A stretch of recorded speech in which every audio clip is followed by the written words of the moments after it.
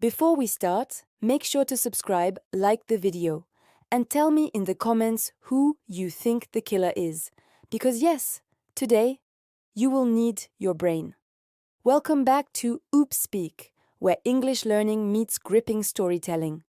In this episode, you're about to enter a mystery that begins quietly, but ends with a twist even native speakers don't see coming.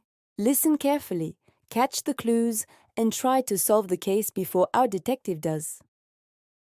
It was supposed to be a normal evening in the peaceful town of Rivershore, a place where nothing dramatic ever happened, until the night a famous novelist was found dead inside her locked writing studio. No signs of forced entry, no fingerprints, no witnesses, and the only clue was a red ink stain on her desk. Except it wasn't ink. Detective Mara Hayes arrived just minutes after the report came in. She wasn't the type who scared easily, but something about the silent room, the untouched teacup, and the window slightly open despite the freezing weather made her skin tighten. Whoever did this was calm, precise, and clever. Maybe too clever. As she stepped inside, she noticed 3 photographs pinned on the board: the novelist's assistant, her ex-husband, and her editor, each with a handwritten note underneath. But here's the strange part. The notes weren't written by the victim. They were written by someone else, someone with perfect handwriting and a very specific message. One of them is lying. The room smelled faintly of lavender and something metallic underneath, something Detective Mara couldn't identify at first. She moved closer to the desk, her eyes narrowing at the red stain. It glistened unnaturally under the lamp's yellow light. It wasn't blood anymore. Someone had mixed it with something else. Mara took a slow breath and turned toward the board again. 3 faces stared back at her. Adrian Cole, the loyal assistant who had worked with the novelist for 5 years. Daniel Rivers, the ex-husband, a charming but famously unbearable man. And Lydia Hart, the editor, who had recently been arguing with the victim about publishing delays. The message under each photo was identical, perfectly handwritten. One of them is lying. Mara leaned closer, her fingers hovering just above the paper without touching it. Something bothered her. The handwriting was too perfect, too uniform, almost printed. This wasn't written in a hurry, she thought. Whoever did this wanted it to be seen. She walked around the studio slowly, taking in every detail. The shelves were untouched, the laptop was closed but warm, and the window was open exactly 3 centimeters. She measured with her finger. Too small for someone to enter, but big enough for fresh air. Fresh, cold air.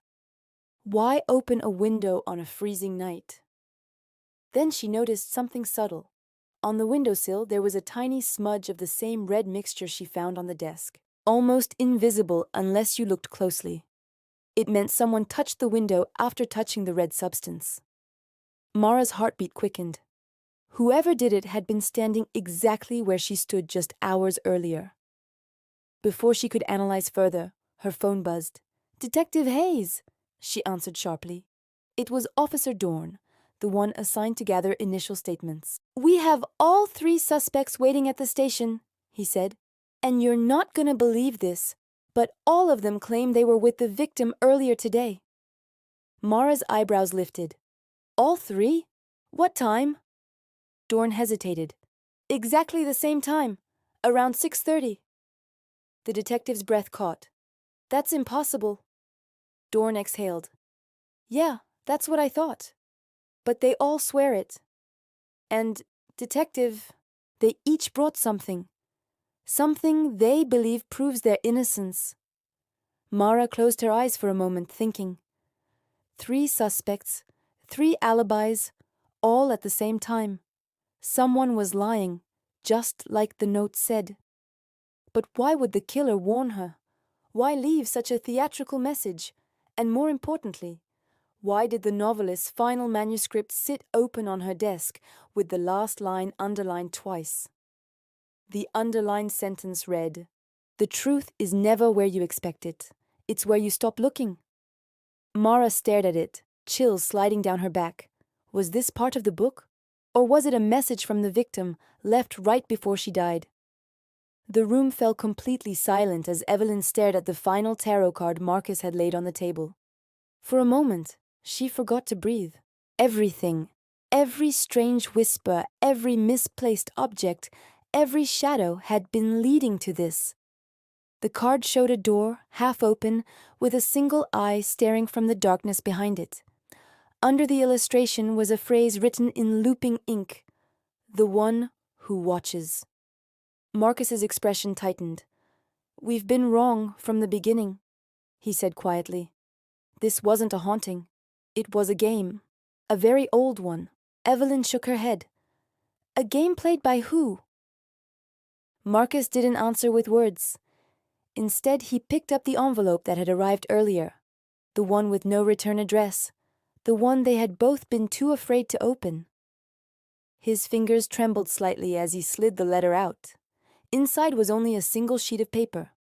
A name was typed in the center.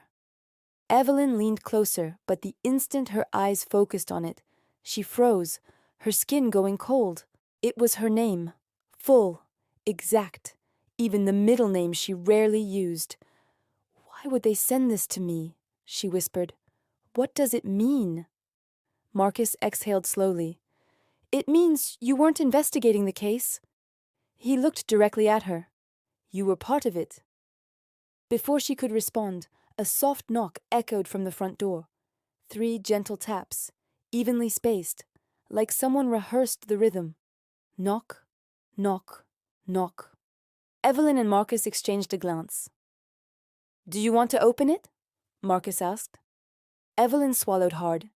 "No," she admitted, "but I think I have to." She walked toward the door, every step heavier than the last. Her hand hovered over the handle for a moment before she finally pulled it open. There was no one outside, only an old wooden box sitting neatly on the ground. She lifted the lid, slowly, cautiously, and inside she found a single object, a small brass key attached to a tag. On the tag were 3 words: "For the ending." Evelyn stared at the key, her pulse hammering. "Ending of what?" she whispered, and for the first time all night, the house answered her. A door upstairs, one neither of them had ever seen before, creaked open on its own. Marcus stepped beside her. "Looks like they want you to finish the story," he murmured. "Your story." Evelyn closed her fingers around the key. Then she walked toward the stairs, and the screen faded to black.